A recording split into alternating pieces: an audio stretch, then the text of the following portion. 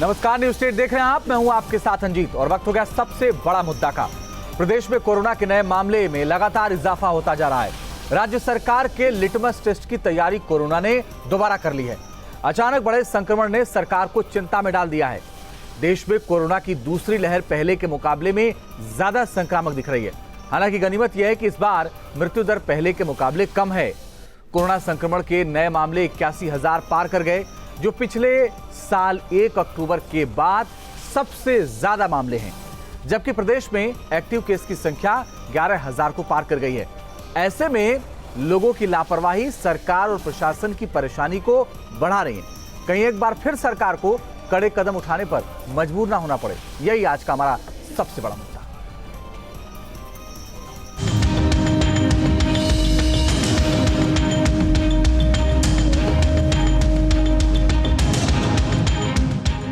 Corona फिर से डराने लगा है।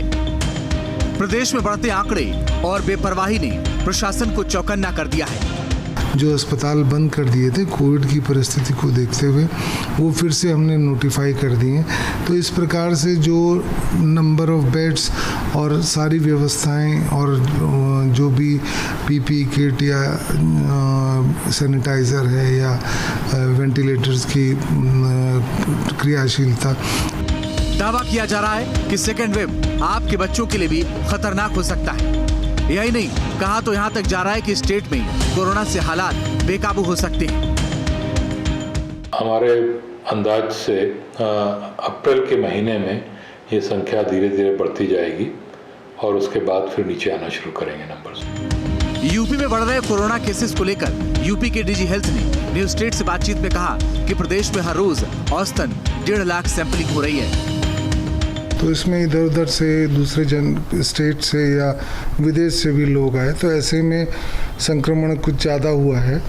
लेकिन हम लोग उसी के मुस्तैदी से कार्य कर रहे हैं, क्योंकि हम लोग उसी हिसाब से 1.5 लाख के करीब वो टेस्ट टोटल टेस्ट कर रहे हैं। साथ ही साथ जो फोकस्ड सैंपलिंग कर रहे हैं। आगरा में कोरोना संक्रमण का असर खाकी वालों पर भी पड़ा था। 176 पुलिसकर्मी पिछले वर्ष कोरोना संक्रमित हुए थे और 3 की जान चली गई थी। अब फिर से कोरोना संक्रमित लोगों की संख्या बढ़ रही है। पहले ये हुआ कि पुलिसकर्मी अपने आप को सेफ रखें, क्योंकि पंचायत इलेक्शन भी सामने हैं और ऐसे में यदि एक पुलिसकर्मी कोरोना से प्रभावित होता है, निश्चित रूप से वो क्वारंटाइन होगा, उसके आसपास के लोग क्वारंटाइन होंगे, तो फोर्स की कमी है और कमी हो जाएगी। कुंभ हरिद्वार आने वाले लोगों का रैपिड टेस्ट कराने के बाद ही लोगों को प्रवेश दिया जाना है। बड़ी बात यह है कि यूपी से लगते उत्तराखंड के बॉर्डर पर जिन लोगों को इस जिम्मेदारी दी गई है, उन्हीं में से एक टीचर कोरोना पॉजिटिव मिले। तहसील में 2 बॉर्डर चेक पोस्ट हैं, एक बालावाड़ी और दूसरा पुरकाजी खानपुर के बीच में, और एक रेलवे स्टेशन है लक्सर। तीनों में जो है कुंभ प्रशासन की ओर से पुलिस फोर्स और समस्त व्यवस्थाएं कर दी गई हैं और हम भी तहसील प्रशासन से उनको जो पूरी सहायता है वो कर रहे हैं, जिससे महकमे में हड़कंप मच गया। बढ़ते मामलों के मद्देनजर बेपरवाह लोगों की वजह से प्रशासन को एक बार फिर सख्त फैसले लेने पर मजबूर न होना पड़े। Team news state. और इसी पर बात करने के लिए मेरे साथ अलग अलग शहरों से हमारे सहयोगी जुड़ रहे हैं, जो लगातार नजर बनाए हुए हैं सरकार के हर फैसले पर, बढ़ती कोरोना पर भी और पिछले दिनों जो हुआ उस पर भी। मेरे साथ सुशांत मुखर्जी जुड़ गए हैं वाराणसी से, उनसे अपडेट लेंगे। मेरे साथ सुरेंद्र असीरा देहरादून से जुड़ गए हैं, ज्यादा जानकारी के लिए उनसे भी बात करेंगे। मेरे साथ निखिल जुड़ गए हैं, जो लगातार सरकार फैसले रही लखनऊ में बैठ करके उस पर नजर बनाए हुए। मेरे साथ दीपक श्रीवास्तव गोरखपुर से जुड़ गए हैं, जो लगातार कोरोना पर केसेस जो बढ़ रहे हैं उस पर नजर बनाए। पहला सवाल सुशांत आपसे, वाराणसी में एक रिपोर्ट हमने देखी थी 1-2 दिन पहले जो आपने किया था, उसमें साफ साफ दिख रहा था लापरवाही लोगों की चरम पर है। तो जब लापरवाही चरम पर है तो फिर कोरोना के केसेस भी चरम पर जा रहे हैं। अब मुश्किल होने वाली है, या तो लोग ये समझ लें कि लापरवाही खत्म कर दें, या तो फिर उस मुश्किल दौर के लिए तैयार हो जाए जो पिछले दिनों हमने झेला है। देखिए अंजीत, 223 मामले वाराणसी में आज आए हैं। 223 वो आंकड़ा है जो वाराणसी में दूसरे चरण की जो कोरोना की लहर है इसमें सबसे ज़्यादा है। 223 का मतलब ये साफ दिखाता है कि होली का जो त्यौहार बीता है उसमें लापरवाही किस तरीके से की गई है और उसका जो रिजल्ट है वो अब सामने आ गया है। बात लापरवाही की बात की जाए तो 223 मामले आने के बाद 882 केस एक्टिव हो गए हैं वाराणसी में और 382 के आसपास लोगों की मौत तक हो चुकी है। पर इसके बाद भी लोग सचेत होने का नाम नहीं ले रहे हैं। वाराणसी में अधिकतर लोग बिना मास्क के चलते हैं या जो फिर मास्क लगाते भी हैं तो पुलिस को देख के मास्क लगा देते हैं। इसके अलावा अभी भी मैं खड़ा हूं सड़क पर, हालांकि रात का अंधेरा हो चुका है, नहीं तो आपको तस्वीरों के माध्यम से साफ दिखा पाता कि किस तरीके से लोग अभी भी लापरवाह है। दोपहर के लाइव में मैंने दिखाया था कि किस तरीके से बाजारों में बिना मास्क के लोग घूम रहे हैं। बार बार अपील करने के बावजूद, सरकार अपील कर रही है, लगातार हम लोग अपील कर रहे हैं, पर इसके बावजूद कोई असर जो है वो आम जनता पर होता हुआ दिख नहीं रहा है। दरअसल उन्हें ये लगता है कि कोरोना ना एक बार कम हो गया था, उसका मतलब है कि अब कोरोना रह नहीं गया है, क्योंकि वो जब तक भुक्तभोगी नहीं हो रहे हैं तब तक वो मानने को तैयार नहीं हो रहे हैं। और ऐसे हालत में लगातार जो सोशल मीडिया साइट्स पर लॉकडाउन की खबरें तैर रही है, अभी मान लीजिए सिर्फ अफवाह के नाम पर है, पर जिस तरीके से अगर आने वाले दिनों में अगर ये जो 223 से मामला और बढ़ता है आंकड़ा, तो लॉकडाउन की जो तस्वीर अब अफवाह है वो सच्चाई में तब्दील हो सकती हैं, क्योंकि लोग मानने को तैयार नहीं है। और ये सबसे बड़ा नुकसान होगा आम आदमी के लिए ही, क्योंकि अगर ऐसा कुछ होता है तो सीधा सीधा रोजगार पर असर पड़ेगा और इसका असर लंबे समय तक चलेगा। सीधा सीधा आम आदमी पर इसका असर पड़ता है सुशांत, और ये लोग अगर नहीं मानेंगे तो मुश्किल एक दूसरे के लिए खड़ी कर रहे हैं। और हमने बनारस की बात हो, किसी भी शहर की बात हो, क्या हालात हो गए थे अस्पतालों में, ये किसी से छिपा नहीं है। दरअसल कोरोना भले ही दोबारा पांव पसार रहा हो, लेकिन लोगों को इससे कोई फर्क नहीं पड़ रहा है। त्योहारों के दौरान लोग बेपरवाह नजर आए। आज कानपुर में गंगा मेले के दौरान क्या हाल रहा, दिखाते हैं आपको। हमारे सहयोगी अमित सिंह ने एक रिपोर्ट वहां से भेजी है। कानपुर के ऐतिहासिक गंगा मेला की शुरुआत हो चुकी है और आप तस्वीरें देखिए तो जो रंगों का ठेला है वो लगातार चल रहा है और यहाँ पर बड़ी संख्या में लोग जा रहे हैं। लोग उत्साह में, उमंग में यहाँ पर है। लेकिन सबसे अहम बात, सबसे सोचने वाली बात कि आखिर इस कोविड महामारी के दौर में इतनी बड़ी संख्या में लोग जब घरों के बाहर निकले हैं तो आखिर जो कोविड से जंग कैसे लड़ा जाएगा, क्योंकि हज़ारों की संख्या में लोग सड़कों पर हैं लेकिन किसी ने भी मास्क नहीं लगा रखा है। और जिस तरह लगातार कानपुर में केसेस आ रहे हैं सामने, वो कहीं ना कहीं ये बताने के लिए काफ़ी है कि सबसे ज़रूरी है कि लोगों को बचना होगा, सोशल डिस्टेंसिंग रखना होगा। लेकिन बावजूद इसके लोग बेखौफ होकर लापरवाहियाँ कर रहे हैं और हज़ारों की संख्या में लोग सड़कों पर मौजूद हैं। और कल ही पिछले 24 घंटों की बात करें तो लगातार यहाँ पर केसेस 150 के ऊपर लगातार बढ़ रहे हैं और दिन ब दिन केसेस और ज़्यादा सामने आ रहे हैं। लेकिन बावजूद उसके किसी प्रकार की किसी में डर नहीं है। लोग सड़कों पर नाच गा रहे हैं और अगर आप पीछे देखिए तो छोटे छोटे जो बच्चे हैं वो सड़कों पर हैं, उनको कोई कोविड गाइडलाइंस का फॉलो कराने वाला नहीं है। लेकिन आखिरकार यहाँ पर जो कोविड महामारी है वो किस तरह बढ़ रही है, शायद इन लोगों को इसके खौफ का अंदाज़ा नहीं है। और हालात ये है कि फिलहाल पूरा जो कानपुर का जो बिरहाना रोड है वो यहाँ पर मौजूद है और गंगा मेला मना रहा है, लेकिन कोविड का डर यहाँ पर किसी को भी नहीं है। वीडियो जर्नलिस्ट पुनीत पांडे के साथ अमित सिंह, न्यूज़ स्टेट कानपुर। तो हमारे सहयोगी अमित सिंह ने जो रिपोर्ट भेजी थी हमने आपको दिखाया। बड़ी संख्या में लोग मौजूद हैं और किसी को कोई डर नहीं है, ऐसा लगता है कि कोरोना है ही नहीं वहां पर। निखिल हमारे सहयोगी लगातार बने हुए हैं लखनऊ से। निखिल, सारे फैसले वो लखनऊ से हो रहे हैं और तमाम राज्यों में हमने देखा सख्ती बरतनी शुरू हो गई, महाराष्ट्र से लेकर के बाकी और भी राज्यों में। अगर लोग नहीं माने तो उत्तर प्रदेश में भी ऐसा होगा। क्या विचार कर रही है सरकार, क्या विचार चल रहा है उस टीम 11 में जो सारे फैसले लेती है? अंजीत, अगर पिछले कुछ दिनों का कोरोना का जो ग्राफ है अगर उसको हम देखें तो उसमें बढ़ोतरी बहुत तेजी से हो रही है। ये शुरुआती दौर में बढ़ोतरी 5%, 6% थी। अब जो बढ़ोतरी है वो 10% के पार जा रही है। पिछले 2 दिनों से अगर हम खाली लखनऊ की अगर हम बात कर ले तो 935 केस कल आए थे, 940 मामले आज सामने आए हैं और संख्या 2600 से 2900 एकाएक पहुंच गई। तो तो इस तरफ ये संकेत कर रहा है कि उत्तर प्रदेश में तेजी से संक्रमण की रफ्तार बढ़ रही है। जो होली के त्योहारों में लापरवाहियां लोगों ने बरती थी, उसका असर अब धीरे धीरे दिखने लगा है। जहां तक बात सरकार की है, सरकार इस बात को लेकर बहुत पुख्ता है कि उत्तर प्रदेश में ये स्थिति नहीं होगी कि लॉकडाउन लगाने की जरूरत पड़ेगी। लेकिन बाजारों में, सार्वजनिक स्थलों पर जो लोग मास्क नहीं लगा रहे, उनके लिए सख्ती को निर्देश दे दिए गए हैं। किसी भी स्थिति में पब्लिक प्लेस पर अगर कोई आदमी या कोई व्यक्ति बिना मास्क के मिलता है तो उसके खिलाफ कानूनी कार्रवाई होगी, चालान उसका किया जाएगा, उसे जो है दंडित किया जाएगा। तो इस तरह की स्ट्रेटजी बनाई गई है। लेकिन अभी जिस तरह के केसेस के जो डिटेल दिख रही है, आने वाले समय में जिस तरह से रफ्तार दिख रही है, उससे इससे बहुत बड़ा फायदा नहीं मिलने वाला है। बहुत बड़े बदलाव करने होंगे, बहुत सारी सख्ती करनी होगी, जरूरत होगी तो बाजारों में पाबंदियां लगानी होगी, तभी संक्रमण की रफ्तार को रोका जा सकेगा। खाली अस्पतालों में बेड बना देने से, वैक्सीनेशन शुरू करने से ये रफ्तार रुकने वाली नहीं जी। तभी ठीक है, बने रहिए, हम लौट रहे आपके पास, क्योंकि मेले का हम जिक्र कर रहे थे और इस वक्त कुंभ चल रहा है उत्तराखंड में, और मेरे सहयोगी सुरेंद्र डसीला इस वक्त मौजूद हैं देहरादून में, वो लगातार उस पर नजर बनाए हुए हैं। सुरेंद्र, एक चुनौती तो है कि कुंभ से कैसे निपटेंगे कोरोना को लेकर के। देखिए, रिपोर्ट तो ठीक है, RT-PCR मांग रहे हैं, नेगेटिव होनी चाहिए, लेकिन अगर एक आदमी को हो गया, उससे अंदाजा है कितने लोगों को हो जाएगा, और अगर ये बढ़ गया तो हालात क्या होंगे सर?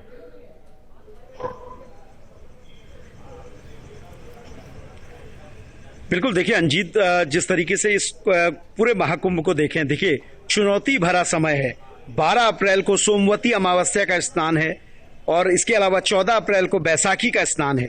14 अप्रैल और 12 अप्रैल दो ऐसी तारीख जिसमें पुलिस प्रशासन के लिए सबसे बड़ी चुनौती, पुलिस के बड़े अधिकारियों से लेकर मुख्य सचिव से जब मैंने बात की थी तो उन्होंने ये कहा है कि न्यूनतम कितनी भी पाबंदी कर दें, 50 लाख आदमी हमको इस स्नान में दिखेगा और अधिकतम ये संख्या करोड़ को पार करेगी।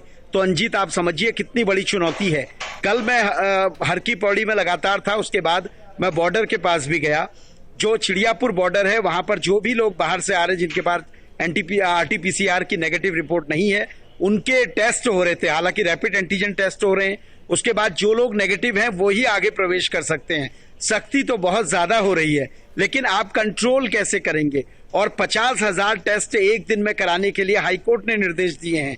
अभी तक 50,000 टेस्ट होते हुए फिलहाल तो नहीं दिख रहे हैं, और 50,000 टेस्ट के लिए आपको एक इंफ्रास्ट्रक्चर चाहिए, आपको ऐसा एस्टेब्लिशमेंट चाहिए जो सारे लोग टेस्ट कर पाएं। क्योंकि कोरोना जब पीक में था तब भी उत्तराखंड में ज्यादा से ज्यादा 15 से 18,000 टेस्ट ही हो पाए थे।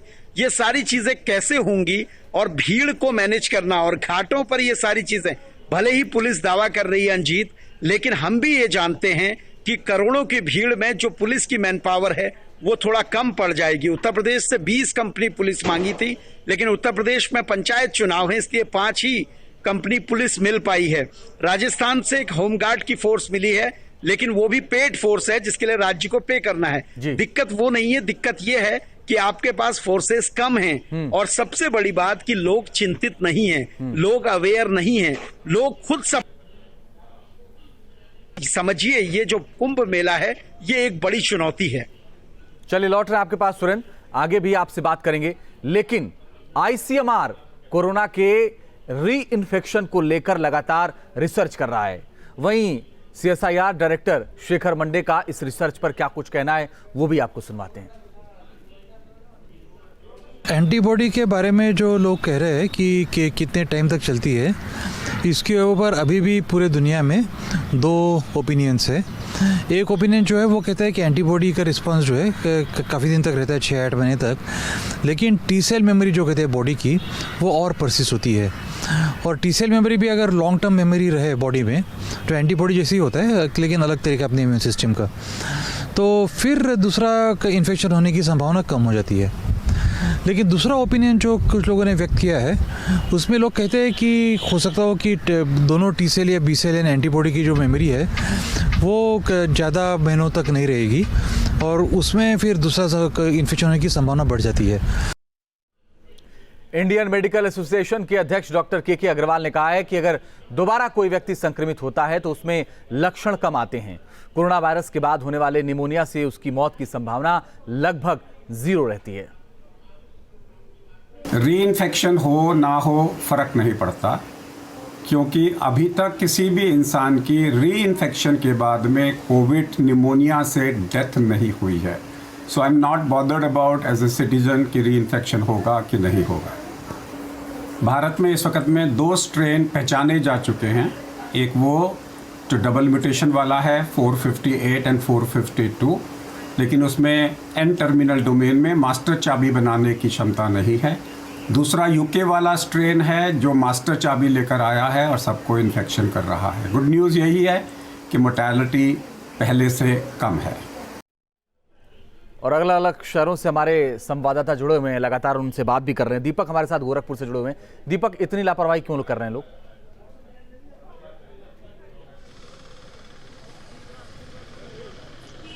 देखिए, 2 कारण है अंजीत इसको लेकर के। जो हमने अभी अपने जितने भी हमने रिपोर्ट फाइल की है उसमें 2 महत्वपूर्ण कारण ये सामने आए हैं कि एक तो जो लोग डरा करते थे, प्रशासन का जो एक जांच हुआ करता था मास्क को लेकर के, सोशल डिस्टेंसिंग को लेकर, वो कहीं पर नहीं हो रहा। पूरे गोरखपुर में दावे किए जा रहे हैं कि तमाम टीमें लगा करके जो अधिकारी हैं वो जांच कर रहे हैं, लेकिन कहीं पर कुछ ऐसा दिख नहीं रहा है।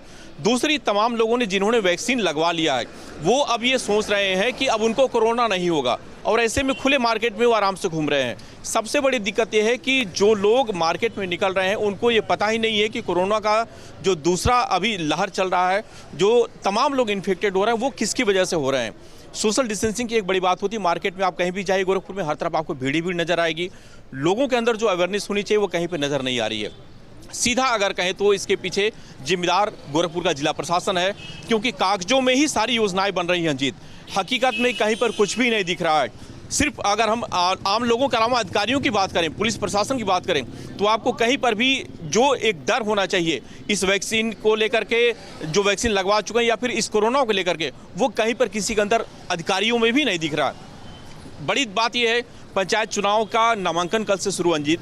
हजारों की संख्या में लोग गांव-गांव से निकल करके नामांकन करने के लिए पहुंचेंगे, अपने साथियों के साथ पहुंचेंगे। अपना जो एक पूरा उनका रेला होता है, शक्ति प्रदर्शन भी होता है, वो भी कल से शुरू होगा। तो एक बड़ी चुनौती होगी इसको रोकने की, क्योंकि अधिकतर संख्या में अगर मैं पूर्वांचल की बात करूं अंजीत, तो 3 लाख से अधिक लोग पूरे देश से, जो बड़े महानगरों से हैं, गोरखपुर में आए हुए हैं, और वो उसमें से अधिकतर लोग अभी अपने शहरों को वापस जाने को तैयार नहीं है। पंचायत चुनाव के बाद भी उनका रुकने का प्लान है। जो हमने आज लोगों से बात की, लोगों का कहना है कि जिन महानगरों से वो आए हैं वहाँ भी कोरोना का काफ़ी तेज़ी से संक्रमण फैल रहा है, और वहाँ जाएंगे तो हो सकता है संक्रमित हो जाए, या फिर अगर कहीं लॉकडाउन लगने की अगर संभावना बन जाती है तो पिछले साल जिस तरह से उनको तमाम समस्याएं झेलनी पड़ी थी वो इस साल ना झेलना पड़े, इसलिए अपने गांव में रुके हैं। लेकिन इन 3 लाख लोगों में से शायद ही 50,000 से अधिक लोगों का कोई टेस्ट हुआ हो। बाकी लोग सीधे स्टेशन से घर पहुंचे, संक्रमित हैं या नहीं है किसी को नहीं पता। तो सीधे तौर पर अगर लापरवाही की बात करेंगे तो प्रशासन की सीधे तौर पर यहाँ पे लापरवाही देखने को मिल रही है, और इसी वजह से लोग भी पूरी तरह से निर्भीक हैं, और ये जो संक्रमण है लगातार बढ़ता जा रहा है। 345 केस गोरखपुर में हो चुके हैं, जो 1 महीने पहले की अगर बात करें तो मात्र 20 केस थे 2 मार्च को गोरखपुर में। आज 345 केस हैं। सीधे तौर पे इसके लिए जिम्मेदार अगर माने तो गोरखपुर का जो जिला प्रशासन है उसकी लापरवाही कहीं न कहीं नजर आ रही है। चलिए, अभी कुछ दिन पहले जो आपने रिपोर्ट फाइल की थी स्टेशन से, जहां पर कोई चेकिंग नहीं हो रही थी और दावा किया जा रहा था बड़ी बड़ी चेकिंग, वो भी हमने दर्शकों को दिखाया। बहुत बहुत शुक्रिया आप सबका हमारे साथ जुड़ने के लिए और इस तमाम जानकारी के लिए। लेकिन लोग लापरवाह तो हैं, और लापरवाही का आलम मेरठ में कैसा रहा उसका भी जायजा लिया हमारे संवाददाता अभिषेक शर्मा ने। लॉकडाउन के 1 साल बाद फिर से मेरठ में कोरोना का कहर बरपा हुआ है। मैं अगर तस्वीरें दिखाऊं, मैं गढ़ रोड पर हूं इस समय, और ये रोड काफ़ी बिजी रहती है। यहाँ मास्क लगाकर लोग नहीं जा रहे हैं, कुछ जो अवेयर हैं वो लेकर जा रहे हैं, लेकिन अगर ऑटो रिक्शा देखें उसमें अगर कम लोग बैठे हैं तो मास्क लगाए हुए हैं, लेकिन ऑटो रिक्शा वाला नहीं लगाए हुए। ये ऑटो रिक्शा देखिए, भरा हुआ है ये ऑटो रिक्शा, लेकिन उसमें मास्क नहीं मिलेगा। अधिकांश लोग चेहरे पर मास्क नहीं लगाए हुए। ये मैडम हैं, सामने से आ रही हैं, इन्होंने मास्क नहीं, ये दोनों हैं मास्क लगा के नहीं जा रहे हैं। मैडम, मैं ये जान लूँ मास्क क्यों नहीं है? कोविड पता आपको कितना फैल गया है? कल 60 केस आए मेरठ में। ठीक है, आप देख सकते हैं कि अगर इस तरीके की लापरवाही यहाँ पर रहेगी तो कितना मुश्किल हो जाएगा। मेरठ में अगर कल के आंकड़े की बात करूँ तो कल 60 केसेस मेरठ में दर्ज हुए हैं। रोज़ाना ये आंकड़ा बढ़ता जा रहा है। जब मेरठ में 15 से 20 आंकड़े आ रहे थे तब पिछले साल लॉकडाउन लग गया था, लेकिन अब सारी चीज़ें खुली हुई हैं, सारी गतिविधियां चल रही हैं। ऐसे में ख़तरा बहुत ज़्यादा है।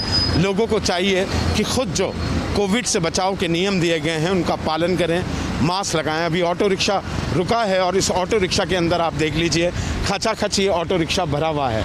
ऐसे में क्यों भैया मास्क क्यों नहीं लगाया, भाग रहे हो? भाग गए। अब मैडम का मास्क नीचे खिसक गया, लेकिन इन्होंने लगाया हुआ था। कुल मिलाकर कोविड से अगर बचना है तो इस तरीके के अरेंजमेंट करने पड़ेंगे। वीडियो जर्नलिस्ट नवीन पाल के साथ अभिषेक शर्मा, मेरठ, न्यूज़ स्टेट। नोएडा में बढ़ते कोरोना का केस डराने लगा है। जायजा लिया है हमारे संवाददाता मनीष चौरसिया ने। यूपी में भी कोरोना लगातार पैर पसार रहा है और नोएडा भी इससे पीछे नहीं है। अब तक नोएडा में जहां केसेस की संख्या बेहद कम हो गई थी, हर रोज़ जो मामले आ रहे थे वो 10, 15, 20 ऐसे आ रहे थे, लेकिन गुरुवार को नोएडा में एक तरह से कोरोना बम फूटा है और आंकड़े एक बार फिर से 100 के करीब पहुंच गए हैं। ये पहली बार हुआ है इस साल कि जब पिछले नवंबर के बाद से अब गुरुवार को 24 घंटे में जो मरीज़ मिले कोरोना के उनकी संख्या 93 पहुंच गई थी। मतलब एक दिन में 93 मरीज़ पाए गए थे कोविड पॉजिटिव। इसके पहले जो संख्या आ रही थी वो 10, 20 और 15 के आसपास होती थी, लेकिन जिस तरह से कल आंकड़े मिले हैं वो डराने वाले हैं। कुल मिलाकर अब प्रशासन के लिए भी काम बहुत मुश्किल हो गया है।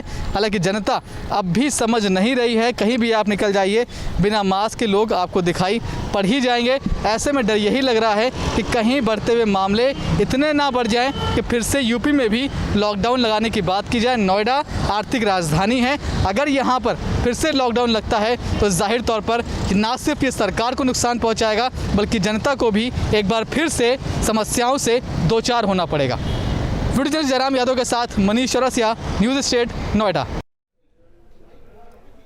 और यहाँ रुक रहे बस कुछ ही पलों के लिए, आगे भी जारी है खबरों का सिलसिला।